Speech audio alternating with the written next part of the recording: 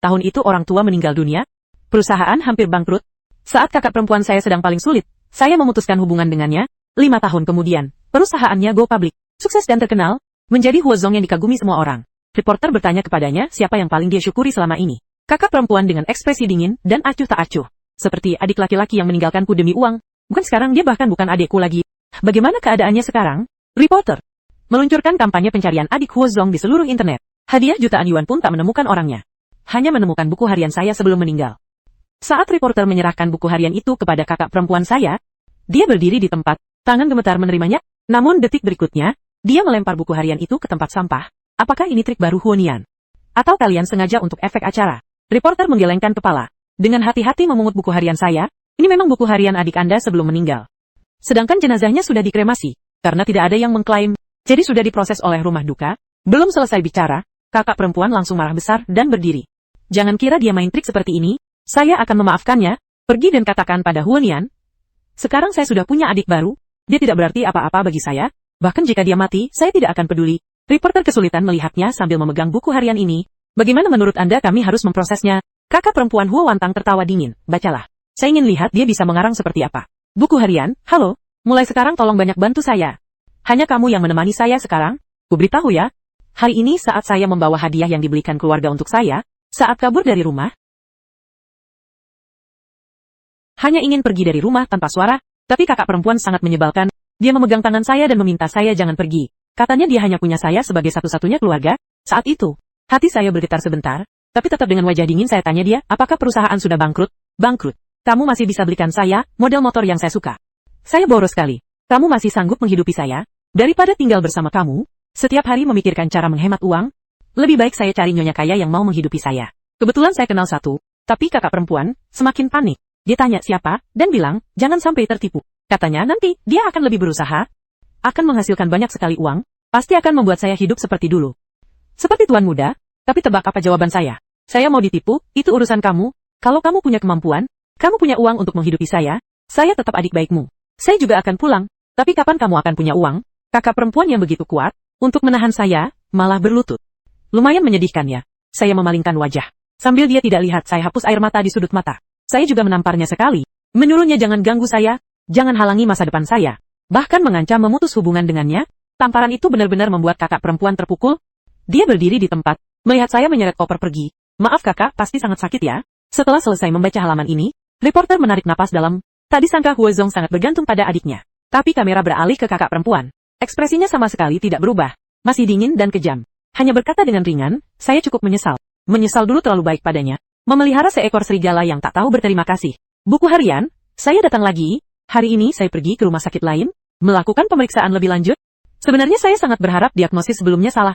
Jadi saya bisa kembali bilang ke kakak perempuan. Saya menyesal. Asal saya minta maaf padanya, kakak perempuan akan memaafkan saya seperti dulu. Tapi hidup mana punya banyak keajaiban? Dokter itu dengan wajah serius bilang kepada saya, orang tuamu di mana? Kanker hati primer.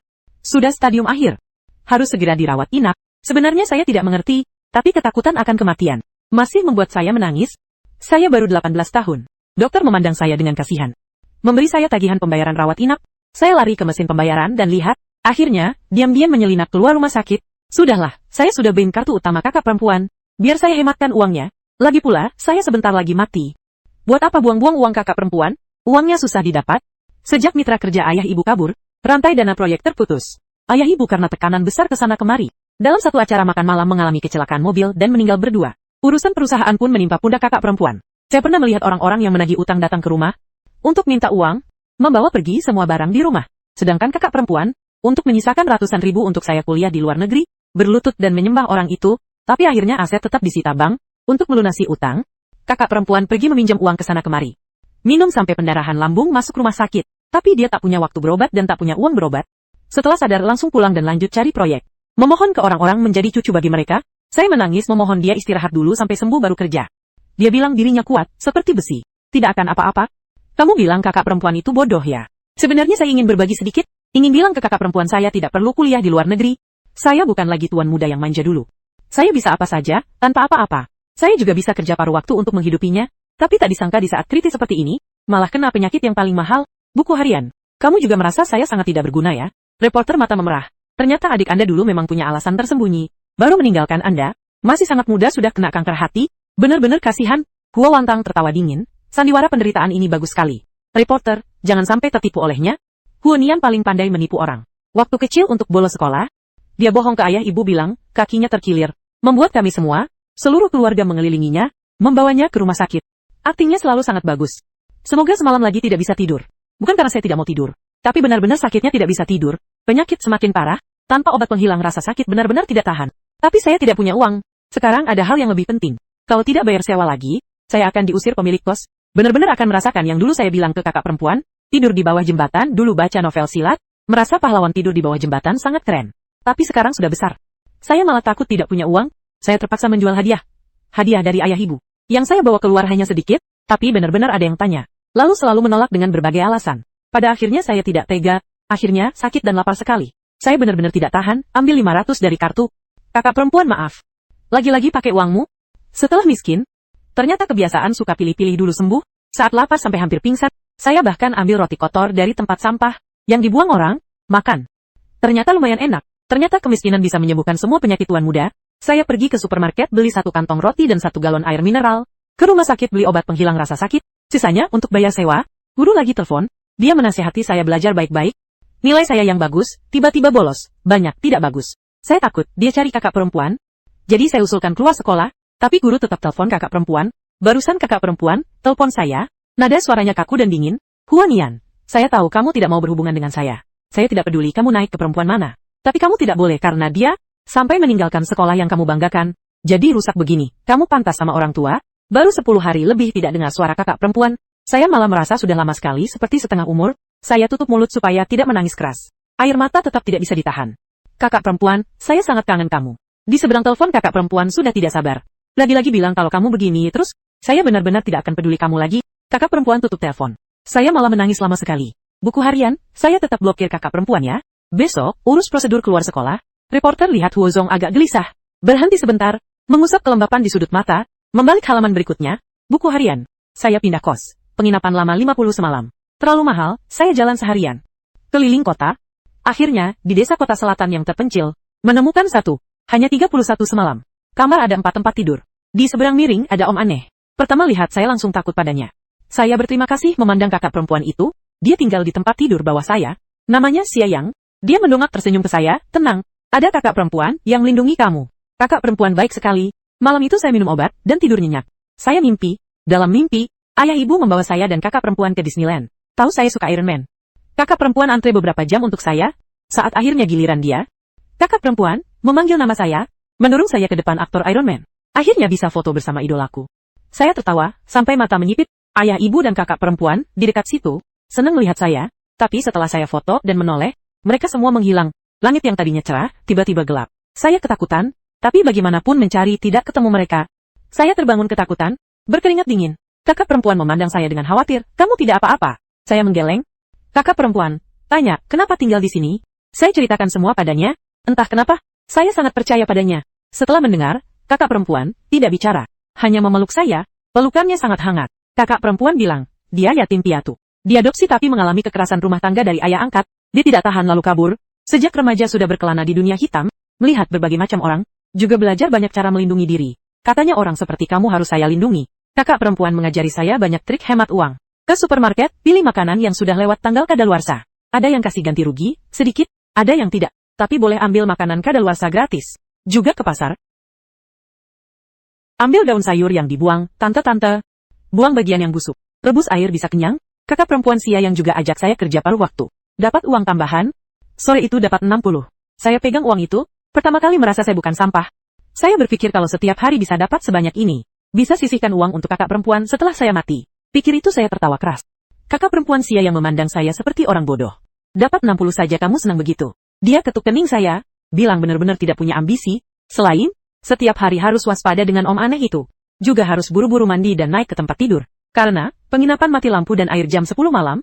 Tinggal di penginapan, masa ini sebenarnya cukup bahagia. Lagi mau mati lampu. Selamat malam, reporter memperhatikan, saat membaca bagian Om Mesum, meski Huo Zong yang dingin, juga diam-diam mengepalkan tinju. Dia pikir mungkin Huo Zong tidak sebenci yang ditunjukkan pada adiknya, tapi sebentar kemudian dia merasa, mungkin tadi hanya ilusi saya sendiri. Dia membalik halaman berikutnya, lanjut membaca buku harian. Saya pindah. karena kemarin luka tulis ketahuan kakak perempuan. Dia jelas tidak punya tabungan, tapi mau ajak saya ke dokter. Sebelumnya saya tidak bilang saya sakit, hanya bilang bertengkar dengan kakak perempuan lalu pindah. Tapi saya tidak bisa bohongi dia. Mungkin saya memang bintang sial, saya tidak mau merepotkan kakak perempuan. Apalagi, merepotkan, kakak perempuan baik hati yang baru kenal sebentar. Dia pernah bilang, dia cari uang untuk nanti buka bengkel sendiri. Punya rumah sendiri, saya tidak akan biarkan kamu mati muda. Saat bilang itu matanya penuh tekad. Saya tersenyum dan mengangguk, tapi dalam hati berpikir selamat tinggal kakak perempuan. Keesokan paginya pagi-pagi sekali, saya menyeret sedikit barang bawaan, diam-diam pergi, duduk menulis buku harian kaki agak kesemutan. Tunggu sebentar biar saya istirahat dulu.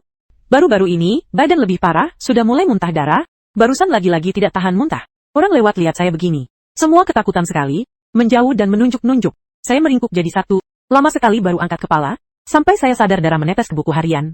Saya buru-buru hapus dengan tangan, noda darah semakin besar. Maaf buku harian, saya kotorin kamu juga, bukan sengaja. Benar-benar sakitnya tidak bisa dikontrol. Saat saya jongkok istirahat di tanah, ada tante berpakaian lusuh mendekat, menyelipkan uang ke tangan saya. Apapun saya tolak. Dia tetap tinggalkan uang lalu lari. Saya diam-diam ikuti, ternyata dia bersama suami cacat, dipelukan suaminya, ada anak kecil, dia merapikan rambut, mencium pipi bayi, lanjut sibuk jual buah. Saya tunggu lama sekali, sampai gelap, setengah badan saya kaku kedinginan. Buah masih tersisa banyak, tante menghela napas. Suaminya menghibur beberapa kata, mereka mulai membereskan, meletakkan bayi di keranjang samping. Saya pakai topi cepat-cepat mendekat, sambil dia tidak lihat. Saya selipkan uang itu ke baju bayi. Cerita bagus, saya hampir terharu. Dia sponsor. Habis uang, mulai tulis novel cari uang. Reporter tidak perlu lanjut baca. Saya juga benar-benar lucu. Ternyata duduk di sini buang-buang waktu lama sekali, karena dia pura-pura mati tidak berani hadapi saya. Maka saya anggap dia benar-benar mati. Lagi pula, saya tidak peduli. Setelah selesai bicara, dia berdiri tanpa penyesalan berbalik pergi. Wawancara terhenti mendadak, tapi episode wawancara ini malah meledak. Ada yang ungkap 5 tahun lalu. Setelah Huozong putus hubungan dengan adiknya, masuk klinik psikologi, menyimpulkan Huozong karena kematian orang tua, dan pengkhianatan adik, menderita depresi berat. Lalu setelah perusahaan membaik, mengadopsi adik baru. Sedangkan buku harian adik Huozong memicu diskusi hangat netizen. Ada yang memaki adik Huozong demi cari perhatian. Ternyata pura-pura mati. Dulu, demi uang tinggalkan kakak kandung sendiri, biarkan kakak hadapi krisis kebangkrutan sendirian. Memberi pukulan besar pada mentalnya. Sekarang lihat kakak sukses, mulai jual kesedihan minta simpati, bahkan bisa tulis buku harian seperti ini. Sayangnya Huozong sudah punya adik baru. Katanya untuk rayakan ulang tahun adik yang ke-18. Menyewa seluruh taman hiburan, juga kasih mobil sport edisi terbatas. Dimanja di telapak tangan tidak berlebihan. Ada juga yang bilang mungkin benar ada rahasia. Buku harian ini, ditulis sangat nyata. Emosinya juga tulus, tidak percaya orang yang tulis catatan seperti ini adalah orang yang mati-matian cari uang. Apapun penilaiannya, netizen sangat menantikan apa yang ditulis di buku harian adik Huozong selanjutnya. Untuk rating, reporter stasiun TV hubungi Huozong lagi. Tanya, apakah setuju publikasikan buku harian adik sebelum meninggal? Entah sial atau benar-benar tidak peduli, asisten Huozong bilang. Huozong bilang buku harian ini sudah diserahkan ke stasiun TV kalian untuk diproses. Apakah dipublikasikan atau dimusnahkan dia tidak berkeberatan? Dia tambah, Huozong menyatakan dia hanya punya satu adik Huoyu. Sebagian netizen merasa puas dan lega. Lihat adik Huozong masih mau akting atau tidak. Orangnya sama sekali tidak peduli. Stasiun TV yang dapat izin. Tak lama kemudian siarkan langsung acara berjudul Buku Harian Huonian Sebelum Meninggal. Di layar dia dengan wajah serius. Sama seperti kalian, saya belum pernah baca buku harian ini sebelumnya. Setelah dapat izin dari Huozong, hari ini saya bagikan bersama kalian di ruang siaran langsung. Semoga kalian menjaga mulut. Ruang siaran langsung seketika masuk puluhan ribu orang. Kurang dari 1 menit tembus 1 juta orang. Semua orang menunggu reporter Lin membuka buku harian itu. Sementara di pihak keluarga Huo, asisten Lin Yi dengan ekspresi rumit memandang Huozong. Akhirnya setelah ragu lama tetap buka suara, Huozong, acara mau mulai. Huozong bahkan tidak angkat mata. Saya bilang tidak mau dengar kabar dia lagi. Reporter Lin menarik napas dalam. Membuka buku harian itu, buku harian. Hari ini saya menemukan seekor anjing kecil. Sebenarnya saya tidak mau peduli, tapi dia terus menyeret kaki yang terluka. Mengikuti saya sambil menggonggong. Pikir saya sendiri begini tidak bisa merawatnya? Saya jadi tegas lagi jalan maju. Tapi setelah 2 langkah saya menoleh, saat menggendongnya, mata anjing kuning kecil itu tiba-tiba berbinar, terus menjilat telapak tangan saya. Saya menghela napas. Dia pasti tahu saya orang yang mudah kasihan. Saya beri nama Chang Sheng, berharap dia berumur panjang. Jangan seperti saya yang pendek umur. Saya bawa dia ke klinik hewan, hanya pemeriksaan saja sudah menguras dompet saya. Operasi selanjutnya butuh 2.000, kalau tidak dioperasi, dia akan mati. Saya pandang Chang Sheng di pelukan, dengan hati-hati, memohon ke dokter, boleh tidak beberapa hari lagi baru bawa operasi? Saya tidak punya uang, tidak bisa ditunda lagi. Paling lambat besok, saya gendong Chang Sheng keluar klinik hewan, bingung duduk di pinggir jalan, saya bicara dengannya, kamu benar-benar bodoh, banyak orang kaya kamu tidak cari. Malah cari saya yang sebentar lagi mati, ini juga tidak apa, saya masih sangat miskin, Dari mana saya cari 2.000 untuk kamu? Anjing kecil tidak mengerti kata-kata saya, hanya senang, menggoyang ekor merayakan punya rumah. Melihat dia mata saya lagi basah. Karena itu saya terpaksa pergi ke ATM. Ragu-ragu mau ambil 2.000 terakhir kali. Kakak perempuan ini terakhir kali saya pakai uangmu? Tak disangka kakak perempuan sudah blokir kartu tambahan saya. Hati saya sakit sekali, ini juga saya. Sudah bilang mau putus hubungan dengan kakak perempuan. Kakak perempuan tidak punya alasan kasih saya uang. Saya tidak pernah pikir hubungi kakak perempuan lagi. Tapi tidak ada cara. Untuk Chang Sheng, saya keluarkan nomor kakak perempuan. Dari daftar blokir, telepon dia, telepon berdering lama sekali. Saat saya kira kakak perempuan tidak akan angkat, akhirnya dia angkat. Dia mendengus dingin, menyesal, ya. Ternyata blokir saya lalu hubungi lagi. Kamu kan bilang mau putus hubungan, atau sudah tidak punya uang? Begitu kakak perempuan buka mulut. Semua kata saya tersekat di tenggorokan. Saya sangat ingin langsung tutup, tapi Chang Sheng dipelukan mengingatkan saya, minta 2.000, kakak perempuan diam sebentar. Tanya kamu sudah lama tidak hubungi saya. Tidak peduli kakak perempuan makan enak tidak, tidur nyenyak tidak. Apakah kangen kamu? Hanya mau uang kan? Saya gigit bibir kuat-kuat. Rasa asin dari tenggorokan naik. Saya paksa telan. Saya jawab dengan suara datar, iya. Kakak perempuan sepertinya menahan tangis. Kamu mau uang kan? Saya kasih semuanya. Kamu puas? Saya memang tidak seharusnya lagi berharap padamu. Wonian, kamu benar-benar tidak punya hati. Mulai hari ini saya putus hubungan kakak adik dengan kamu. Dia tutup telepon. Saya tidak tahan lagi. Jongkok di tanah gendong Chang Sheng muntah darah. Banyak sekali darah. Tapi jatuh di tanah gelap. Sepertinya tidak terlihat apa-apa. Chang Sheng sepertinya ketakutan sekali. Dia terus menggonggong. Menjilat pipi saya. Saya usap Chang Sheng dengan lembut. Sakit tapi sudah mati rasa. Tapi hati lebih sakit, lihat HP. Saya sudah terima 20.000 yang dikirim kakak perempuan. Saat saya mau transfer kelebihannya kembali, ternyata kakak perempuan sudah blokir saya. Saya gendong Chang Sheng menangis lama sekali. Saya tahu, kakak perempuan benar-benar tidak mau saya lagi. Dulu saya harap dia lupa saya, dan putus hubungan dengan saya. Tapi sekarang dia benar-benar melakukannya. Saya malah sedih sampai sesak napas. Komentar melayang cepat. Kenapa begitu menyiksa? Ya, meski ini cerita pura-pura mati, ceritanya terlalu menyentuh. Saya sudah berkaca-kaca. Cepat lanjut. Chang Sheng bagaimana? Anjing kecil tidak bisa bicara. Hanya bisa rayakan punya rumah, pisau bagus. Saat itu masih ada yang memaki Huonian acting. Jual kesedihan minta simpati. Tapi dibanding sebelumnya sudah sangat sedikit. Sepertinya sekarang semua orang lebih peduli keselamatan Chang Sheng. Dengan desakan, reporter Lin mengatur emosi dan buka halaman berikutnya. Buku harian, lama tidak ketemu. Kuberitahu kabar baik. Chang Sheng sudah operasi. Sekarang sudah sehat. Hanya saja dia anjing kecil yang sangat manja. Saya kemana dia ikut kemana. Bahkan tidur pun harus meringkuk di kaki saya. Ada kabar buruk. Penyakit saya semakin parah. Tidak tahu bisa hidup berapa lama lagi. Mungkin tinggal kurang dari 1 bulan. Sekarang ke apotek, beli banyak obat penghilang rasa sakit. Penjual semua memandang saya curiga. Selalu kira saya pecandu. Untung saya masih simpan surat diagnosis. Setelah memohon sebentar, mereka lulu kasih. Tapi efek obat penghilang rasa sakit semakin lemah. Untuk bisa tidur saya harus makan lebih banyak. Kemarin, saat bagi brosur, tiba pingsan di pinggir jalan. Membuat Chang Sheng ketakutan. Dia terus menjilat wajah saya dan menggonggong ke saya. Akhirnya menarik orang baik hati bawa saya ke rumah sakit. Lagi-lagi bayar uang, saya kasihan padanya. Hitung-hitungan tidak hanya tidak dapat uang paruh waktu, malah rugi banyak, harus segera rawat inap. Dan beritahu keluarga, kalau begini terus kamu mungkin sebentar lagi dia belum selesai. Tapi saya tahu maksudnya. Saya jawab asal-asalan lalu cepat-cepat keluar rumah sakit. Rawat inap saya tidak mau. Sangat mahal. Di pintu rumah sakit saya lihat Chang Sheng. Begitu lihat saya dia langsung lari ke saya. Tapi malamnya, saya tetap sakitnya gelisah, tidak bisa tidur. Chang Sheng merasakan penderitaan saya. Dia sangat cemas. Tapi dia tidak bisa apa-apa. Hanya bisa menempel erat lalu terus menjilat. Saya seperti mau menangis. Saya angkat tangan lemah menghiburnya, tidak apa-apa. Pi detik berikutnya, saya tidak tahan lari ke toilet. Muntah di kloset. Seperti mau muntahkan semua yang ada. Tidak tahu sudah berapa lama, saya muntah sampai pusing. Kemudian di jilatan Chang Sheng saya sadar kembali. Lihat cermin saya sendiri, ketakutan. Benar-benar jelek, rambut tipis, wajah kuning, pipi yang dulu montok. Sekarang kurus sampai dagu menonjol. Dulu kakak perempuan pernah bercanda. Bilang wajah bayi saya ini tidak ada daya tarik. Tapi sekarang, sepertinya benar-benar akan selamanya berhenti di wajah ini. Selalu muda ternyata bukan hal baik. Saya ingin tumbuh sedikit demi sedikit. Teman kakak perempuan, lihat dia menikah dan punya karir. Bahagia selamanya. Saya cuci muka, ketuk pipi sendiri, memberi semangat, bukan tidak ada untungnya. Untung kakak perempuan tidak lihat penampilan saya sekarang. Kalau tidak pasti ketakutan. Saya minum obat penghilang rasa sakit dan paksa tidur. Tengah malam lagi demam buku harian sakit sekali. Sebenarnya saya sangat kangen kakak perempuan. Saya masih ingin bertemu dia sekali. Hanya lihat dari jauh sekali saja. Keinginan seperti ini seharusnya tidak berlebihan kan? Saya mau keluar bertemu kakak perempuan. Bawa Chang Sheng ikut. Untuk itu saya siapkan topi masker dan mantel hitam. Keren seperti paparazzi. Saya hanya mau lihat kakak perempuan dari jauh saja. Buku harian, saya kembali. Kakak perempuan masih cantik seperti dulu. Wajah lebih tirus, lebih kurus. Sebenarnya saya mau lihat sekali lalu pergi.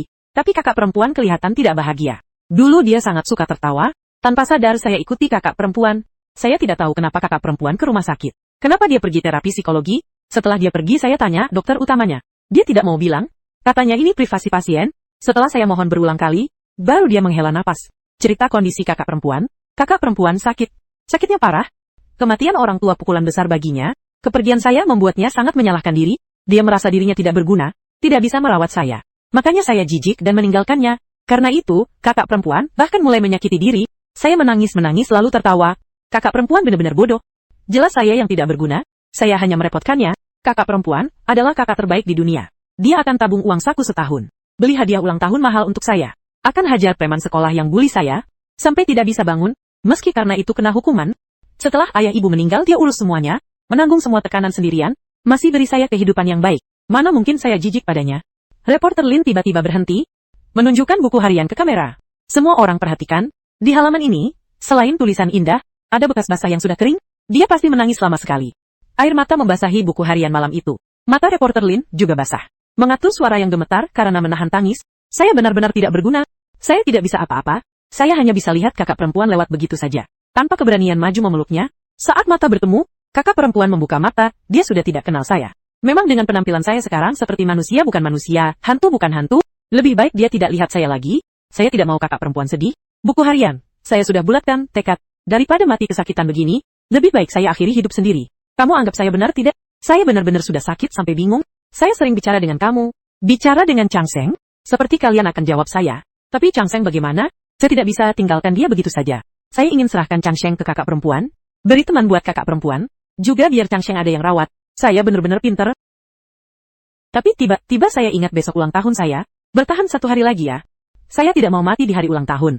Ulang tahun 17 tahun lalu. Ayah ibu pesan set, peralatan gaming edisi, terbatas. Saat saya buka, ayah tepuk bahu saya sambil tertawa, terus bilang, saya remaja paling keren. Kakak perempuan kasih saya jam tangan mekanik. Layar berkilau, harganya mahal, tapi semua hadiah itu sudah disita untuk bayar utang. Sekarang yang ada di samping saya, hanya hadiah-hadiah yang tidak mahal. Saya bawa kemana-mana. Saat tidak punya uang makan, saya tidak tega jual satu pun. Saat tidur, saya peluk beruang coklat yang dibelikan ibu saat saya 8 tahun. Seperti peluk ibu. Ayah ibu dan kakak perempuan bilang, di pesta dewasa saya nanti, akan adakan pesta ulang tahun besar sekali. Rayakan tuan kecil mereka yang berusia 18 tahun. Tapi sekarang yang temani saya sepertinya hanya Chang Sheng. Saya peluk dia. Itu satu-satunya kehangatan yang saya rasakan. Chang Sheng sepertinya merasakan emosi saya. Dia mulai menjilat dengan lidah basah. Terus menjilat telapak tangan dan pipi saya. Mencoba hangatkan saya. Saya geli. Tertawa dan cium Chang Sheng sekali. Saya gendong dia ke toko kue. Mau beli kue kecil untuk saya sendiri. Dulu saat ulang tahun, saya tidak suka kue 3-4 lapis dari ayah ibu. Sekarang lama tidak makan malah ngidam sampai liur menetes. Lihat harga ratusan. Saya berdiri lama kasihan. Pramuniaga tidak sabar mendekat tanya mau beli tidak. Kalau tidak beli cepat, pergi. Lalu melirik Chang Sheng di pelukan saya. Ternyet bilang, toko tidak boleh bawa hewan peliharaan. Tapi tadi saya jelas. Lihat cowok gendong anjing Teddy. Mungkin karena Chang Sheng kotor, saya tidak punya uang, bawa dia ke salon hewan mandi. Saya minta maaf berulang, ambil kue cup coklat termurah. 20 yuan, cari bangku taman. Saya gendong Chang Sheng duduk. Tidak ada lilin, dalam hati diam-diam berdoa, tutup mata. Berharap Chang Sheng selamat dan sehat. Berharap kakak perempuan sukses, sejahtera, panjang umur. Bahagia seumur hidup. Buka mata, bagi kue ke Chang Sheng. Dia makan dengan lahap, seperti rayakan kedewasaan saya. Saya jelas sangat ngidam. Tapi baru beberapa suap sudah muntah di samping. Semuanya keluar. Akhirnya, saya bawa Chang Sheng ke salon hewan. Mandi dia, habis 200. Pemilik salon bilang, dia belum pernah lihat anjing kecil semanis ini. Saya terima Chang Sheng, yang sudah bersih wangi. Saya hirup dalam-dalam. Chang Sheng adalah hadiah dari Tuhan, untuk saya. Sekarang, saya mau berikan hadiah ini ke kakak perempuan. Berharap dia bisa rawat Chang Sheng untuk saya. Juga berharap, Chang Sheng bisa gantikan saya temani kakak perempuan. Dan 20.000 di kartu, saya juga mau selipkan diam-diam di celah pintu kakak perempuan. Kalau tidak ada halangan, tidak akan update lagi, karena besok saya akan ke dunia lain, bertemu ayah ibu saya. Buku harian, saya akan kangen kamu. Chang Sheng, saya juga akan lindungi kamu dan kakak perempuan. Saya akan selalu menjaga kalian. Awalnya dikira sudah selesai, tapi reporter Lin tanpa sadar buka halaman berikutnya. Lihat tulisan di atas. Maaf Chang Sheng. Saya tidak merawat kamu dengan baik. Kakak perempuan kira kamu anjing punya pemilik ya? Atau dia tidak mau kamu? Saya sembunyi di dekat situ, mau tunggu kakak perempuan bawa Chang Sheng lalu pergi. Tapi Chang Sheng malah lepas dari tali, lari ke arah saya. Kalau saya serahkan sendiri ke kakak perempuan, apakah dia akan selamat? Saya terus menangis mohon Chang Sheng jangan pergi. Jangan tinggalkan saya. Tapi dia angkat kepala dengan susah payah menggonggong sekali, menjilat pipi saya lalu tutup mata. Saya peluk Chang Sheng nyanyi untuknya anjing kecil manis. Nyanyi sambil air mata mengalir. Saya kubur Chang Sheng di bukit kecil di samping makam ayah ibu. Bulan malam ini tidak bulat tapi sangat terang. Tidak sampai 15. Chang Sheng kamu lari pelan-pelan. Saya sekarang menyusul kamu. Juga ayah ibu, kakak perempuan selamat tinggal. Reporter Lin selesai baca buku harian sudah banjir air mata. Sedangkan komentar juga melayang cepat. Apa Chang Sheng mati? Huonian juga mati. Penulis jahat sekali. Dia mati saja sudah mos. Kenapa harus tulis anjing kecil mati juga? Anjing kecil salah apa? Chang Sheng, kasihan sekali. Jangan pakai anjing kecil sebagai pisau. Huonian ini benar mati atau pura-pura? Ini efek acara, ada yang kasih tahu tidak? Menurut catatan polisi dan penyelidikan kami, Huonian sudah meninggal 5 tahun lalu. Ini bukan sandiwara, dan bukan pura-pura mati. Yang mati sudah mati, mohon semua jaga mulut. Sedangkan buku harian ini, kami akan simpan. Tentang pertanyaan lain, kami tidak akan jawab lagi. Terima kasih semua. Kemudian reporter Lin tutup siaran langsung. Rasa ingin tahu netizen tidak terpuaskan. Mereka langsung DM Weibo Huozong. Komentar di bawah Weibo-nya terlalu banyak. Bahkan masuk trending. Adik Huozong Huonian meninggal. Buku harian Huonian sebelum meninggal. Apakah isi buku harian ini benar? Sedangkan kakak perempuan yang disebut di buku harian, posting di internet. Nian meninggal ya. Maaf dulu dia pergi tanpa pamit. Saya cari lama tidak ketemu. Saya tidak enak padanya, kalau dulu saya cepat bawa dia ke dokter, dia tidak akan pergi secepat ini. Juga tidak akan hidup begitu susah. Sebagian besar orang masih ragu. Sampai dia unggah foto, bersama, cowok yang tersenyum cerah di dalamnya. Persis sekali dengan foto Huonian yang sudah diungkap. Semua baru percaya. Netizen semua hancur. Percaya, buku harian itu asli. Seluruh internet mulai berduka untuk Huonian dan Chang Sheng. Topik satu demi satu naik. Nian Chang Sheng, kami jemput pulang. Nian Chang Sheng kalian di dunia lain baik-baik ya. Akhirnya mengganggu asisten Huozong. Dia lihat HP lama sekali. Ragu-ragu tapi tetap buka suara. Huozong, 5 tahun lalu kamu pernah lihat anjing tidak? Warna kuning kecoklatan.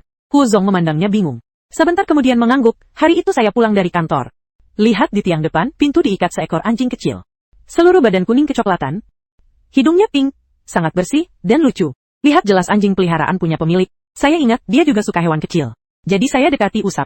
Anjing kecil sangat manis. Terus menggoyang ekor ke saya. Saya pikir pemiliknya pasti kembali, jadi saya pulang. Tak lama saya dengar ribut di luar. Saya ke jendela lihat. Ada cowok gendong anjing kecil itu di tengah jalan menangis. Menangis sangat sedih. Itu pasti pemilik anjingnya. Katanya anjing kecil terus tidak lihat pemilik. Cemas lepas dari tali, dan ditabrak mobil mati. Asisten terpaku. Tiba-tiba HP berdering. Dia menunduk. Lihat file yang masuk di HP. Hati bergetar, Huozong maaf. Selama ini, saya selidiki buku harian ini di belakang Anda. Juga jejak adik Anda. Dia benar-benar meninggal. Sudah 5 tahun lalu terdaftar akta kematiannya. Benar-benar tidak bisa dipalsukan. Dia bunuh diri dengan racun. Buku harian itu juga asli. Setelah selesai asisten tidak berani lihat reaksi Huozong. Dia buka topik-topik itu. Lihat saja. Kejadian Huonian kemudian. Buku hariannya sudah dipublikasikan seluruh internet hari ini. Saya pikir Anda pasti ingin tahu. Sampai pintu. Dia tambah, adik Anda benar-benar sangat susah. Setelah keluar kantor Huozong, asisten Lin Yi pelan-pelan tutup pintu. Setelah suara klik kecil itu, dunia seolah terpisah di luar. Di kantor hanya tersisa Huo Wantang. Dan file penyelidikan yang berat seperti gunung di tangannya. Udara membeku. Kekejaman dan ketidakpedulian yang dipaksakan tadi. Seperti balon yang ditusuk. Langsung kempis hilang.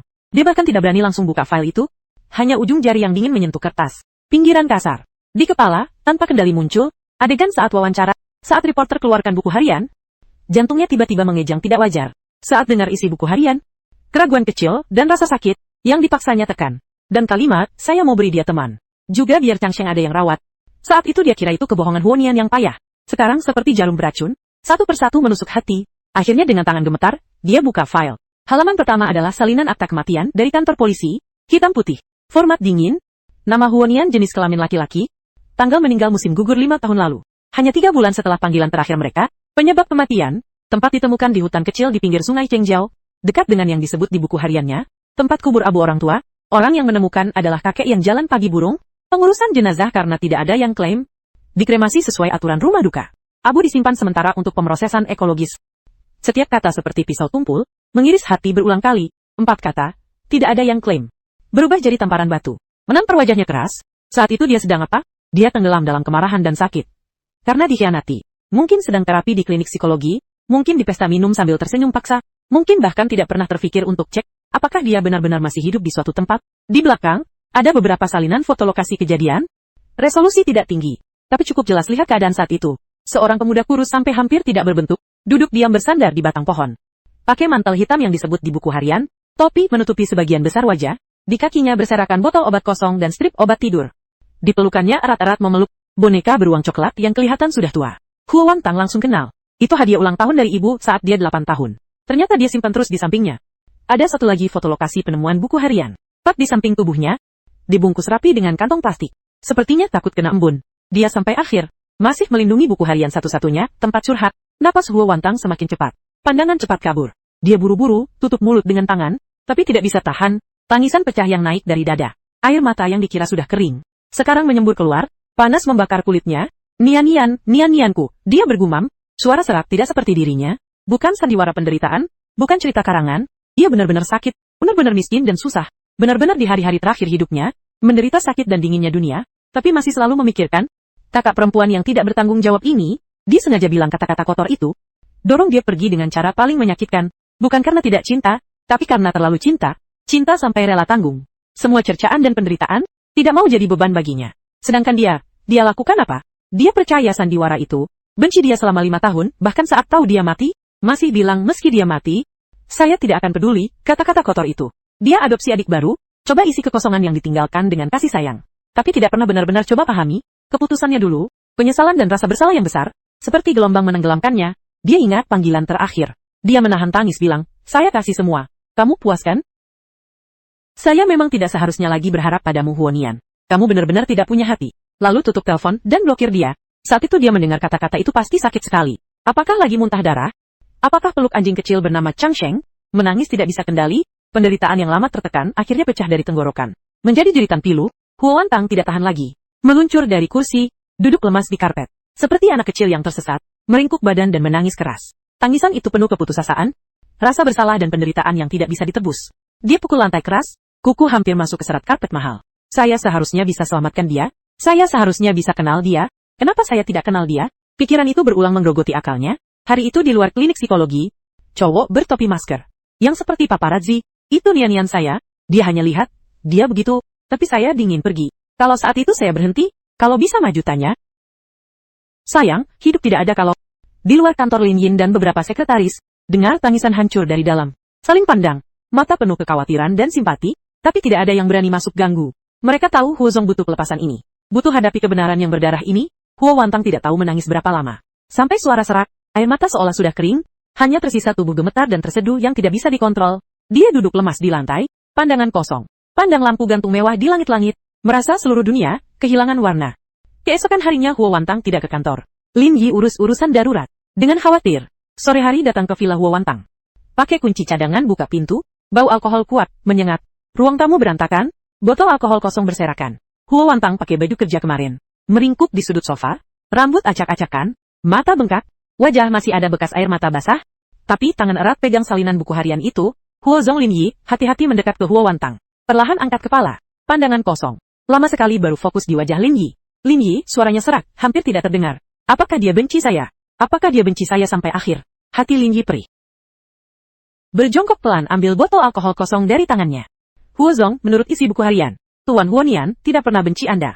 Dia sampai akhir selalu berharap Anda bahagia. Bahagia, saya kehilangan dia, saya masih pantas bahagia apa? Dia lagi mau ambil botol, ditahan Lin Yi. Huo Zong, Anda tidak boleh begini lagi. Kalau Tuan Huonian lihat Anda menyiksa diri begini, di surga dia juga tidak akan tenang. Tuan Huo Wantang susah payah, air mata lagi mengalir. Dia sangat takut sakit. Saat pergi sendirian pasti sangat takut. Chang Sang juga tidak di sampingnya. Dia akhirnya peluk boneka dari ibu. Dia tidak sanggup lanjut. Hanya dia menangis. Lin Yi butuh usaha besar. Baru bisa angkat Huo Wantang ke tempat tidur. Kasih minum air sedikit. Lihat, dia tidur setengah sadar. Alis masih ditekuk. Lin Yi menghela napas. Dia tahu Huo Wantang butuh waktu. Tapi dengan keadaan begini, bagaimana perusahaan, kesehatan sendiri, bagaimana hari-hari mendatang? Huo Wantang seolah jadi orang lain. Dia tidak ke kantor lagi, tolak urus semua urusan. Sepanjang hari mengurung diri di villa bersama botol alkohol, dia coba matikan diri dengan alkohol, tapi dalam kabut mabuk, bayangan Huonian malah semakin jelas. Waktu kecil ikut di belakang, panggil kakak dengan suara lembut, masa remaja pemberontak bayangan yang canggung. Dan akhirnya, bayangan kurus yang menangis tidak berdaya gendong mayat anjing kecil di malam hari. Adik angkat yang diadopsi. Huo Yu telepon video dari luar negeri. Lihat di layar wajah yang mirip Nian-Nian. Tapi sudah dipahat sempurna dengan materi olehnya. Huo Wantang tiba-tiba merasa jijik dan rasa bersalah yang kuat. Dia sedang apa? Cari pengganti ya? Ini tidak adil buat Huo Yu. Buat Nian-Nian lebih seperti penghinaan. Dia menghadap wajah khawatir di layar, berteriak tidak terkendali. Membuat Huo Yu bingung. Tak lama kemudian, dia atur orang kirim Huo Yu ke sekolah asrama bagus di luar negeri. Dan beri dana perwalian besar. Cukup untuk hidup seumur hidup tanpa khawatir. Di email ke Huo Yu. Hanya tulis satu kalimat maaf, saya bukan kakak baik, kamu jalani hidupmu sendiri saja. Dia putus hubungan dengan pengganti ini, seolah dengan begitu bisa ringankan sedikit rasa bersalah pada adik kandung. Bisnis perusahaan anjlok, pemegang saham komplain. Media mulai gosip, Berita Huozong mengalami gangguan jiwa karena alasan pribadi. Lin Yi pusing 7 keliling. Tapi tidak bisa bangunkan Huo Wantang, yang tenggelam dalam penderitaan dan rasa bersalah. Titik balik terjadi di suatu malam. Huo Wantang lagi mabuk jatuh di karpet ruang tamu. Dalam setengah sadar, dia seolah lihat Huo Nian berdiri di depannya. Pakai kemeja putih bersih, senyum cerah hangat seperti masa kecil. Di kakinya, ikut anjing kecil kuning kecoklatan. Goyang ekor gembira. Changsheng kakak perempuan. Dalam ilusi Huo Nian bicara, suara lembut, jangan siksa diri lagi ya. Nian Huo Wantang ulur tangan tapi kosong. Air mata langsung kaburkan pandangan. Maaf, kakak salah. Saya tidak pernah salahkan kamu. Senyum ilusi tetap hangat. Lihat kakak perempuan sekarang hebat sekali. Saya benar-benar senang dan bangga. Kakak perempuan tolong bawa bagian saya hidup dengan baik. Bahagia ya? Ini harapan terbesar saya. Nian Huo Wantang menangis terseduh. Janji saya kakak. Bayangan mulai kabur. Suara juga semakin jauh. Saya janji. Kakak janji. Huo Wantang teriak panik. Tiba-tiba bangun dari karpet. Ruang tamu kosong. Hanya cahaya bulan masuk lewat jendela. Mana ada bayangan Huo Nian. Tapi mimpi itu sangat jelas. Kata-kata Nian seolah masih bergema di telinga. Kesedihan besar lagi menyapu. Tapi kali ini, di dalam kesedihan, sepertinya ada kekuatan lemah, tapi teguh. Iya. Nian sampai akhir, selalu berharap saya bahagia. Saya menyiksa diri begini. Nian di surga pasti sedih sekali. Saya tidak boleh mengecewakan Nian.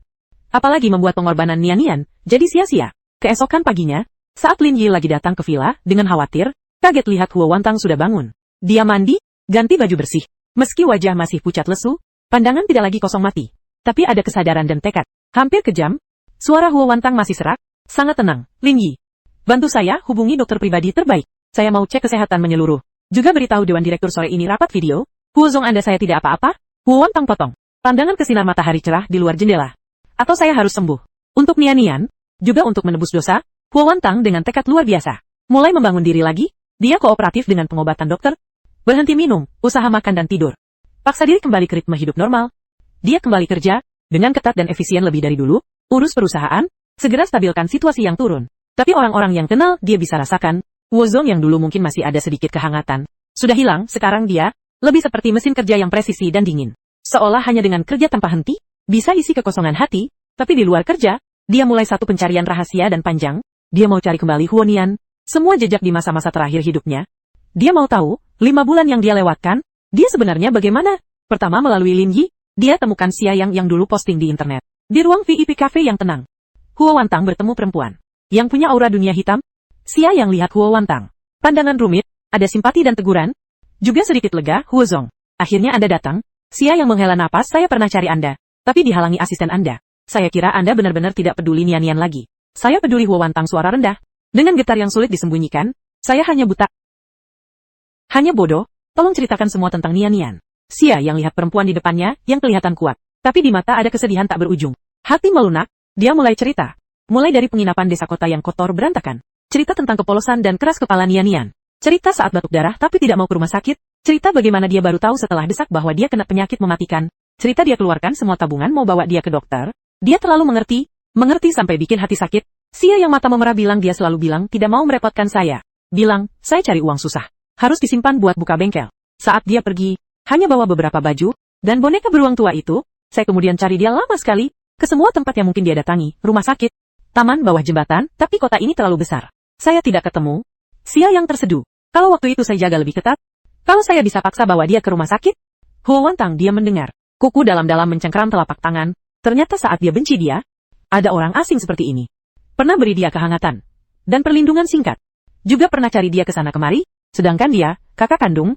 Huo Wantang tarik napas dalam. Dengan sungguh-sungguh bilang terima kasih. Xiayang, terima kasih sudah bantu dia di saat paling sulit. Kamu punya keinginan atau butuh bantuan apa? Silakan bilang. Xiayang geleng. Saya tidak butuh apa-apa. Saya posting bukan untuk minta apa-apa. Saya hanya ingin semua orang tahu, Nian anak baik. Dia tidak pantas disalahpahami begitu. Huozong, kalau Anda benar mau lakukan sesuatu untuk dia, hidup baik-baik, jangan biarkan dia mati, sia-sia. Kata Xiayang, sama persis dengan pesan Nian dalam mimpi, menghantam keras hati Huo Wantang. Keluar kafe, Huo Wantang ikuti petunjuk dari Xiayang. Ke desa kota itu, beberapa tahun berlalu, sudah dibongkar, dibangun mal baru, dia berdiri di pinggir jalan ramai. Coba bayangkan. Bagaimana Nian dulu susah payah bertahan di sini? Bagaimana hindari om aneh itu? Bagaimana senang dapat beberapa puluh yuan dari kerja paruh waktu? Hati berdenyut sakit. Dia juga ke supermarket yang disebut di buku harian, pasar sayur, bahkan temukan klinik hewan itu. Pemilik klinik hewan masih ada. Huo Wantang keluarkan foto Huo Nian. Itu foto di HP-nya. Saat 17 tahun dia tertawa tanpa beban. Pemilik klinik lihat lama sekali. Geleng, Setiap hari, banyak hewan sakit, tidak ingat. Huo Wantang tidak menyerah. Dia gambarkan penampilan Chang Sheng. Anjing kampung kecil kuning kecoklatan kakinya pernah luka. Pemilik klinik kerut kening pikir lama, sepertinya ada bayangan samar, ada sedikit ingatan, tapi detail juga tidak ingat. Huo Wantang tidak putus asa. Dia pakai koneksi, temukan polisi yang dulu tangani kasus Huo Nian. Polisi tua hampir pensiun. Ingat kejadian itu sangat dalam. Dia bawa Huo Wantang ke hutan kecil di pinggir sungai tempat ditemukan jenazah Huo Nian. Polisi tua tunjuk pohon besar di pinggir sungai sambil menghela napas. Anak itu, melihatnya saja bikin hati sakit, duduk di sana sangat tenang. Seperti tidur, kami selidiki lama, tidak temukan bukti pembunuhan. Buku harian juga kami baca, memang bunuh diri, barang sedikit, hanya boneka itu, buku harian dan sedikit uang receh. Kami ikut prosedur pasang iklan cari keluarga. Sampai akhir tidak ada yang klaim, polisi tua lihat Huo Wantang, kata selanjutnya. Tidak dilanjutkan, Huo Wantang berdiri di bawah pohon itu. Angin awal musim panas hembus daun berdesir. Cahaya matahari tembus celah daun jatuh bercak-bercak. Di sini sangat tenang, bisa dengar suara air mengalir. Nian pilih akhiri hidup di sini. Apakah karena di sini dekat ayah ibu? Di saat terakhir dia pandang hutan tenang ini, apa yang ada di pikirannya? Apakah ingat masa kecil? Hari-hari ayah ibu, ajak mereka piknik. Dia jongkok, pelan usap kulit pohon kasar. Seolah bisa rasakan kehangatan terakhir yang ditinggalkan adik. Air mata jatuh tanpa suara, menetes ke tanah. Nian kakak perempuan datang, maaf. Terlambat dia gumam pelan. Suara pecah di angin.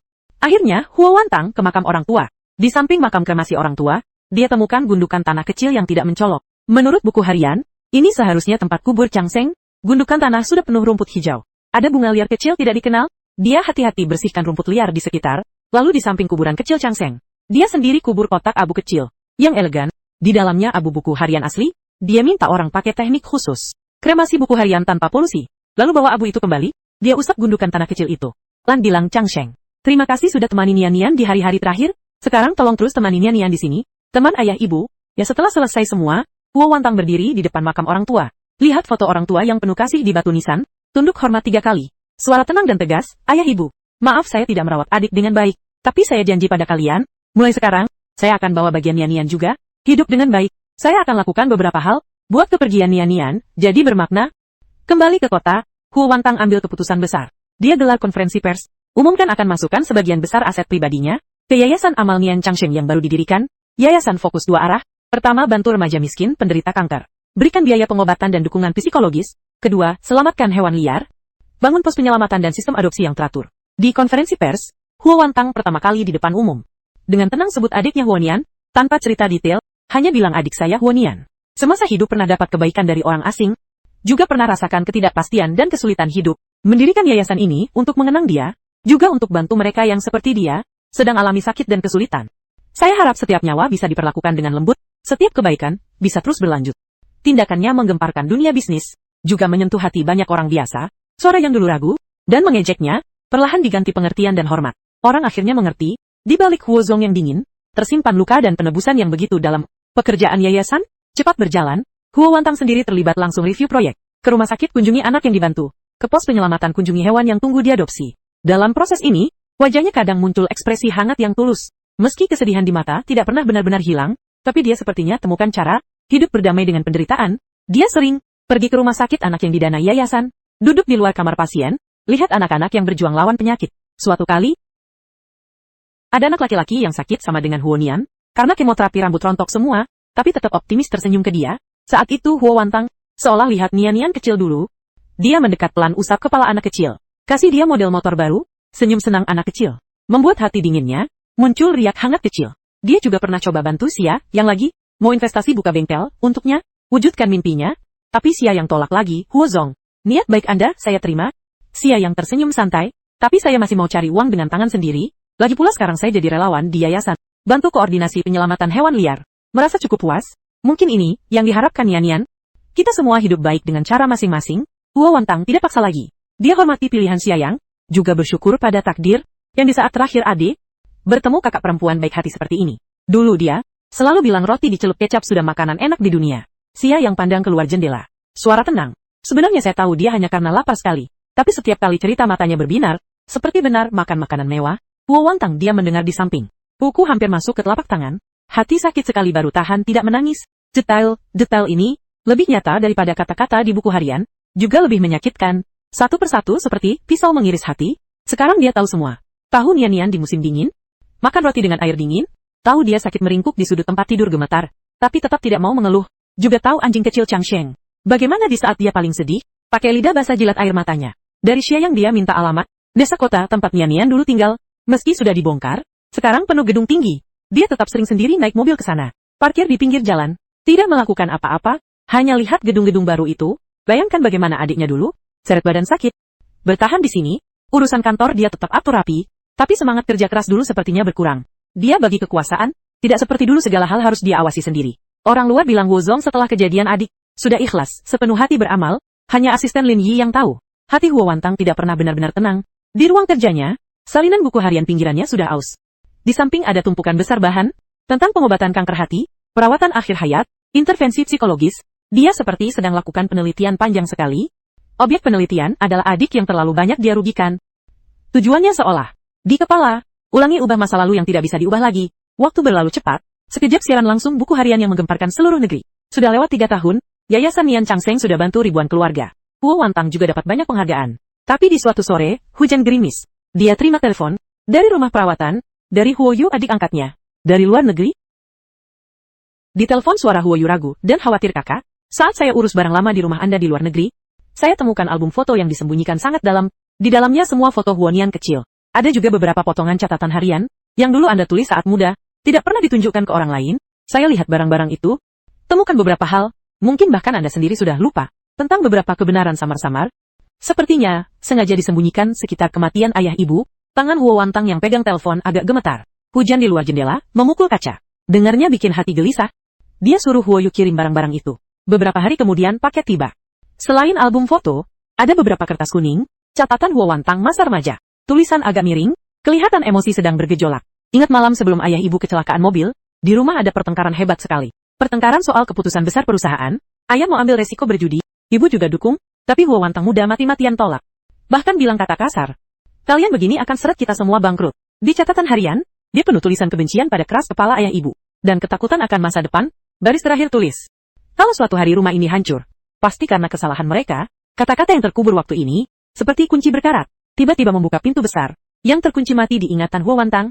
Dia langsung lemas di kursi. Seluruh badan berkeringat dingin. Akhirnya dia ingat, hari ayah ibu kecelakaan, karena malam sebelumnya bertengkar, dia bahkan tidak antar mereka, dan setelah itu bertahun-tahun. Kesedihan dan rasa bersalah besar, membuatnya secara tidak sadar lupakan ingatan tidak menyenangkan ini. Hanya ingat ayah ibu baik sekali padanya, dirinya sangat tidak berdaya. Ternyata saat Nian tahan sakit, di alam bawah sadar saya, juga selalu bawa rasa bersalah lain soal kematian ayah ibu. Saya selalu kira kepergian Nian adalah hukuman, karena saya tidak berguna, tidak pernah terfikir, ini mungkin juga balasan takdir, atas kata kasar saya dulu. Rasa bersalah yang bertumpuk ini, hampir benar-benar meremukannya. Dia mengurung diri di ruang kerja 2 hari penuh. Setelah keluar, dia bilang ke asisten Lin Yi, saya mau ziarah ke Nian dan Chang Sheng. Juga ayah ibu, di pemakaman makam Nian dan Chang Sheng yang dikubur bersama. Tepat di samping makam ayah ibu, ini yang dia atur kemudian. Foto remaja di batu nisan senyum masih cerah. Chang Sheng duduk manis di kakinya. Huo Wantang pakai mantel hitam berdiri di hujan gerimis. Tidak pakai payung. Dia lama sekali pandang foto di batu nisan.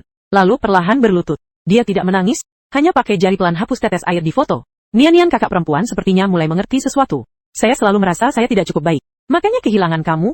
Sekarang dipikir, mungkin dari lebih dulu, nasib keluarga kita sudah didorong ke jalan sulit. Ayah mau ambil risiko, ibu dukung dia. Saya waktu itu terlalu keras kepala, ditambah penyakit sial kamu. Semua ini bercampur, baru jadi seperti itu. Kemudian, kakak salah. Salah karena dulu terlalu muda bilang kata kotor. Salah karena bertahun-tahun kemudian. Hanya mau buktikan, saya tidak tertipu sandiwara kamu. Salah, karena setelah tahu kebenaran hanya tahu siksa diri. Hampir lupa harapan terakhir kamu. Kamu bilang harap saya bahagia seumur hidup. Dulu kakak kira ini mustahil. Tanpa kamu mana ada kebahagiaan buat saya. Sampai di sini dia berhenti sebentar. Air hujan mengalir lewat rambut. Bercampur air mata yang akhirnya tidak tahan. Tapi sekarang kakak mau coba lakukan. Saya akan terus bantu kamu. Lihat Yayasan Nian Chang Sheng bantu lebih banyak anak seperti kamu. Saya akan kelola perusahaan dengan baik, jadi tempat yang bantu lebih banyak orang. Saya juga akan coba benar-benar terima kehidupan sekarang, termasuk Huo Yu. Anak itu juga cukup susah.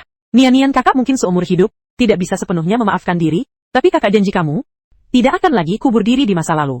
Saya akan bawa kerinduan pada kamu, hidup dengan baik dan sungguh-sungguh. Ini mungkin satu-satunya yang kamu ingin lihat kan? Dia membungkuk, tempelkan kening pelan ke batu nisan dingin. Seolah bisa rasakan, jawaban yang datang dari seberang kematian. Hujan perlahan berhenti.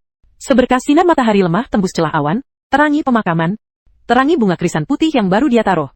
Tetes air hujan di kelopak bunga berkilau. Huo Wantang berdiri. Lihat sekali lagi foto adik, lalu berbalik, pergi. Langkahnya tidak seberat saat datang. Meski masih pelan, tapi ada rasa mantap. Angin hembus hutan pinus di samping pemakaman. Desir? Seperti menghela napas, atau seperti lega. Cerita sepertinya sampai sini bisa dianggap selesai. Tentang pengampunan dan penebusan, tentang bagaimana terus maju dengan luka, kehidupan Huo Wantang. Akhirnya membalik halaman paling sakit dan menyedihkan, mulai tulis halaman berikutnya. Isi itu pasti masih penuh kerinduan dalam, tapi mungkin juga perlahan masuk sedikit. Cahaya tenang yang menjadi miliknya, ritme hidup Huo Wantang perlahan berubah. Dia tetap sibuk, tapi bukan sibuk yang penuh arti hukuman diri. Hampir gila, dia mulai rutin ke psikolog. Hadapi emosi rumit di hati dalam, terhadap kematian orang tua, dan rasa bersalah berlebih terhadap Huonian. Proses ini tidak mudah. Sering disertai susah tidur dan emosi naik turun. Tapi dia bertahan. Hubungannya dengan Huo Yu juga masuk tahap baru.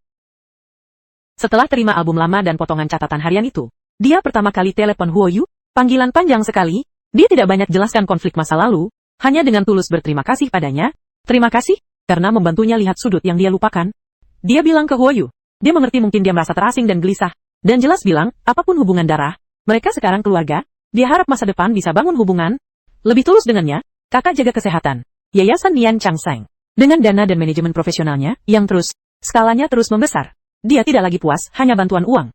Mulai bentuk tim pekerja sosial medis profesional, berikan dukungan psikologis, dan layanan perawatan akhir hayat.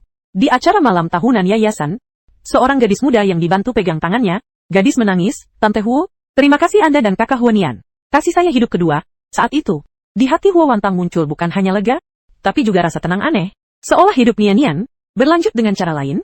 Dia tetap ke pemakaman, tapi tidak lagi selalu tenggelam dalam kesedihan. Kadang bawa bunga matahari kesukaan Nian, kadang hanya duduk diam sebentar. Cerita ke mereka tentang kabar yayasan, atau curhat masalah di kantor. Seperti saat adik masih di samping, dia bahkan sekali di depan batu nisan kecil Changsheng. Taruh mainan baru, Changsheng tolong rawat dia. Waktu berlalu. Lagi 2 tahun berlalu. Setelah satu forum bisnis, Huo Wantang di lobi hotel. Tak sengaja bertemu orang kenal. Reporter Lin yang dulu pertama temukan buku harian, dan memandu siaran langsung, Reporter Lin. Sekarang sudah jadi media ternama di industri. Uban di pelipis bertambah, Reporter Lin tersenyum mendekat salam. Pandangan ada sedikit penyelidikan yang sulit disembunyikan. Huo Zong lama tidak bertemu. Huo Wantang jabat tangan balas. Dengan tenang, Reporter Lin, semoga baik-baik saja. Mereka duduk di kafe hotel. Setelah basa-basi, Reporter Lin ragu sebentar. Masih buka suara, Huo Zong. Tahun-tahun ini Anda baik-baik saja. Huo Wantang pelan aduk kopi di cangkir. Pandangan lewat pemandangan kota ramai di luar jendela. Pelan bilang, tidak bisa dibilang baik, juga tidak bisa dibilang buruk. Belajar berdamai dengan diri sendiri, hidup bersama masa lalu, mungkin ini yang namanya tumbuh. Hanya saja harganya terlalu mahal. Buku harian itu mengubah banyak orang, termasuk saya. Dia buat saya lebih dalam paham kerapuhan hidup dan beratnya kasih sayang keluarga. Saya selalu ingin cari kesempatan, resmi bilang terima kasih kepada Anda. Dan maaf, dulu buka kebenaran dengan cara itu, yang harus bilang terima kasih adalah saya. Anda yang bawa suara terakhir Nian kepada saya. Meski prosesnya sangat sakit, tapi tanpa buku harian itu, saya mungkin selamanya hidup dalam kebohongan yang saya buat sendiri. Itu baru tidak adil bagi dia. Diam sebentar, Reporter Lin seolah bulatkan tekad. Dari tas dokumen yang dibawa, keluarkan amplop kertas coklat yang agak kuning. Dorong ke depan Huo Wantang. Huo Wantang agak bingung. Ini adalah...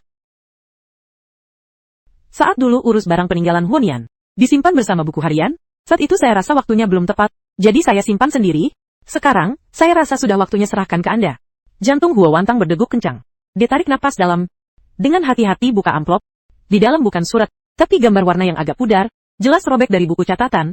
Pinggirannya tidak rapi, digambar dengan pensil warna, digambar dengan teliti, langit biru cerah, matahari cerah, rumput hijau. Seorang gadis berekor kuda, tersenyum cerah. Jelas, Huo Wantang muda. Satu tangan pegang tangan anak laki-laki kecil Huonian, tangan lain pegang anjing kecil kuning kecoklatan. Changsheng ayah ibu berdiri di belakang mereka. Wajah penuh senyum bahagia. Di sudut kiri atas gambar, dengan tulisan miring, tapi sangat serius tertulis keluargaku. Penulis Huonian harapan. Semoga kakak perempuan selalu bahagia. Di belakang gambar, ada baris tulisan lebih kecil dan lebih acak. Yang ditulis Huonian kemudian, warna tintanya lebih gelap, kakak perempuan maaf. Dan saya sayang kamu. Air mata seketika kaburkan pandangan Huo Wantang. Dia seolah lihat remaja, yang menderita sakit. Di hari-hari terakhir hidupnya, tahan sakit. Dengan tangan gemetar, satu gores demi satu gores menggambar. Pemandangan berkumpul yang paling dia rindukan, tapi tidak bisa lagi terwujud. Dia tidak benci, hanya ada maaf dan cinta. Dia harap pegang kertas gambar tipis itu. Seolah itu harta paling berharga di dunia. Air mata menetes ke gambar. Dia buru-buru hapus dengan ujung jari, takut mengaburkan jejak yang ditinggalkan adik. Huo Wantang terseduh ke reporter. Juga ke diri sendiri, dia selalu memikirkan saya. Reporter Lin mata memerah dia mengangguk. Malam itu Huo Wantang hati-hati bingkai gambar ini. Gantung di ruang kerja, bersama salinan buku harian, dia berdiri di depan lihat lama sekali. Hari-hari kemudian, Huo Wantang tetap jadi Huo Zong, yang berkuasa di dunia bisnis. Pendiri Yayasan Nian Changsheng yang penuh kekuatan. Tapi di sudut hati terdalamnya, selalu lembut untuk remaja 18 tahun itu. Dan anjing kecilnya, dia tidak lagi coba lupakan, tapi pilih mengingat, dia bawa cinta berat ini, terus berjalan di dunia, berusaha hidup seperti yang diharapkan. Dia tahu musim hujan hidup mungkin masih datang, tapi di hatinya sudah untuk dirinya, dan Yan membuka payung abadi, yang hangat. Akhir cerita bukan happy ending, tapi setidaknya menuju keutuhan yang nyata. Dengan bekas luka, kehidupan Huo Wantang perlahan membentuk ritme baru. Gambar berjudul, Keluargaku. Seperti seberkas cahaya kecil, menyinari sudut paling dingin di hatinya. Dia tidak hilangkan kesedihan, tapi anehnya melunakkan bagian rasa bersalah yang tajam. Dia sadar, yang ditinggalkan Yan bukan hanya penderitaan dan penyesalan, tapi juga cinta dan berkah yang begitu murni. Kesadaran ini memberinya kekuatan untuk terus maju. Dia mulai lebih aktif rencanakan hidupnya, bukan hanya kerja. Dia ambil lagi hobi melukis minyak yang disukai masa muda. Di akhir pekan ikut kelas minat, di studio lukis penuh bau terpentin. Sensasi kuas di kanvas memberinya ketenangan yang lama hilang. Dia lukis pemandangan, tapi tidak pernah coba lukis orang, apalagi keluarga. Gambar itu adalah karya unik Yan. Dia tidak tega tiru. Hubungannya dengan Huo Yu juga semakin alami. Setelah Huo Yu lulus kuliah, pilih pulang ke tanah air. Tidak masuk grup Huo, tapi dengan kemampuannya sendiri, masuk perusahaan rintisan teknologi. Huo Wantang hormati pilihannya. Hanya saat dia bingung karir, dengan posisi senior beri saran, bukan perintah. Mereka kadang makan bersama, ngobrol kerja, ngobrol hidup, seperti kakak adik yang harmonis. Suatu kali Huo Yu bawa pacar ketemu dia. Gadis agak gugup. Huo Wantang tersenyum lembut, kasih amplop merah, baik-baik saling jaga, saling mengerti. Saat itu, dia seolah lihat kalau Yan masih ada, sebagai kakak perempuan, mungkin juga akan alami adegan serupa. Pengaruh Yayasan Nian Changsheng semakin besar. Mereka mulai kerjasama dengan lembaga penelitian medis top dalam negeri. Danai screening dini kanker hati dan penelitian obat target. Huo Wantang tidak lagi hanya penyandang dana. Dia ikut diskusi proyek, dari sudut keluarga pasien beri saran. Di satu rapat review proyek, seorang peneliti muda, dengan semangat lapor teknik deteksi baru. Teknik deteksi baru ini diharapkan bisa tingkatkan tingkat deteksi dini kanker hati 30%. Huo Wantang dengar, mata agak panas. Dia ingat saat Yan diagnosis sudah stadium akhir, dia kuat cubit telapak tangan. Tekan emosi yang bergolak. Kalau ada kesempatan deteksi lebih dini, dia semakin teguh dukung penelitian jenis ini. Waktu mengalir tenang. Sampai suatu sore musim gugur, Huo Wantang terima telepon dari rumah perawatan.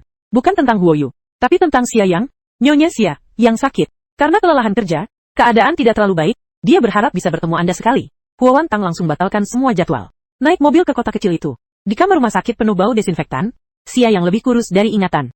Wajah pucat, tapi mata masih jernih. Xia Yang lihat Huo Wantang. Tersenyum lemah, Huo Zong. Anda datang, Huo Wantang, duduk di samping tempat tidur. Pelan pegang tangan kurusnya, jangan panggil Huo Zong. Panggil Wantang saja, Xia Yang bilang. Tarik napas, udah biasa. Lagi pula Anda memang Huo Zong. Waktu saya tidak banyak. Ada satu hal sudah lama dipikir, merasa harus bilang ke Anda. Hati Huo Wantang tegang, silahkan. Xia Yang pandang keluar jendela, seolah mengingat, sebelum Yan pergi, sebenarnya dia tinggalkan pesan untuk Anda. Bukan yang ditulis di buku harian, hari itu keadaannya sangat buruk. Sakit sekali, dalam keadaan setengah sadar, dipegang tangan saya bilang kakak Yang, kalau kakak perempuan saya nanti tahu, tolong bilang ke dia.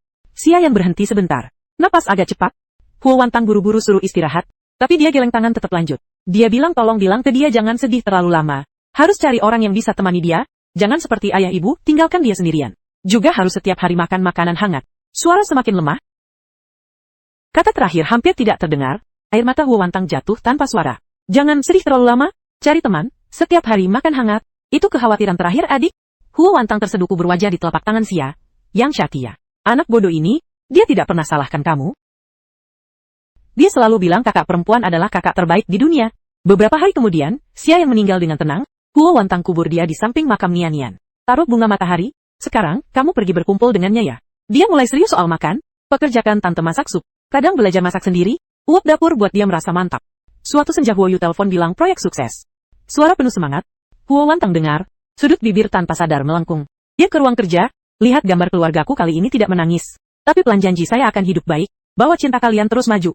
Dia tetap ke pemakaman, tapi lebih seperti kunjungi teman lama bawa teh. Cerita kabar terbaru. Gambar itu dipindah ke kamar tidur. Ingatkan dia akan keberadaan cinta. Yayasan Nian Changsheng kumpulkan puluhan ribu orang. Proyek screening dini, selamatkan banyak nyawa. Setiap kali dengar kabar seperti itu, penyesalan di hatinya sedikit berkurang. Di forum amal internasional, ada yang bilang Nian Changsheng penuh filsafat timur. Mengenang yang meninggal untuk menghargai hidup. Huo Wantang tersenyum lega. Ini memang jalan yang saya jalani. Huo Yu, proyek sukses, mulai terkenal di dunia teknologi. Dia bawa pacar ketemu dia, daging semur merah buatan gadis, ada bayangan masakan ibu, hati Huo Wantang hangat. 10 tahun berlalu. Huo Wantang uban di pelipis. Pandangan semakin tenang. Dia perlahan bagi kekuasaan, fokus strategi dan amal, di taman tanam penuh bunga matahari dan bunga putih. Sutradara dokumenter hubungi dia, mau rekam cerita Nian Changsheng. Dia pikir, lalu setuju. Tapi minta realistis, fokus pada pekerjaan yayasan, di kamera dia tenang dan profesional. Saat bicara yayasan mata berbinar, bagaimana Anda keluar dari bayangan itu? Bukan keluar, tapi belajar bahwa, orang yang dicintai akan jadi bagian dari kita. Nian Changsang adalah bawa kerinduan. Ciptakan lebih banyak kemungkinan hidup. Dokumenter itu dapat sambutan hangat. Ceritanya jadi contoh membangun kembali setelah hancur. Di pesta pernikahan Huo Yu, dia lihat pengantin di panggung, lagi-lagi teringat pekerjaan untuk Nian Nian. Meski ada orang yang tidak bisa datang, pasti sedang senang untuk kami kakak. Kamu harus bahagia. Huo Wantang jadi nenek. Gendong cucu perempuan Nian Qing. Mata kecil itu mirip Nian Nian di ingatan. Dia dorong kereta bayi jalan di kebun bunga matahari. Lihat ini Paman dan Chang Seng. Mereka sangat sayang kamu. Saat Nian Qing 3 tahun jelas panggil, nenek suara lembut manis, menyapu hati. Huo Wantang mulai luangkan waktu temani dia cerita dongeng. Tapi tidak pernah sebut nama berat itu. Yayasan jadi tolok ukur industri, Nian Changsheng tumbuh subur. Dia mundur ke belakang layar, main di taman, lihat bunga mekar dan layu. Nian Qing tunjuk bintang paling terang nenek. Bintang berkilau. Huo Wantang lembut bilang. Mungkin Paman sedang lihat kita. Di ulang tahun ke-70, Huo Yu kasih album foto buatan tangan. Halaman pertama, tiruan keluargaku. Nian Qing tulis kakek nenek buyut. Paman Changsheng. Dan kitab. Beberapa halaman terakhir kosong. Catatan tulis hari-hari mendatang. Kita isi bersama. Huo Wantang ujung jari usap foto. Mata basah. Sudut bibir tersenyum. Hadiah ini, bilang padanya. Nian Nian tidak pernah dilupakan. Dengan hangat menyatu dalam kenangan keluarga. Di masa tua dia urus barang lama. Kasih label. Biar Nian Qing tahu, asal-usul keluarga. Akhirnya, Huo Zong yang seumur hidup beramal meninggal dengan tenang. Sebelum pergi sambil menangis, bilang ayah ibu. Nian Nian kalian datang jemput saya. Maaf saya tidak merawat Nian Nian dengan baik. Saya tidak pernah lihat orang tua, bisa menangis begitu sedih. Tapi saat pergi Huo Zong sangat tenang. Wajahnya penuh kepuasan seperti anak kecil.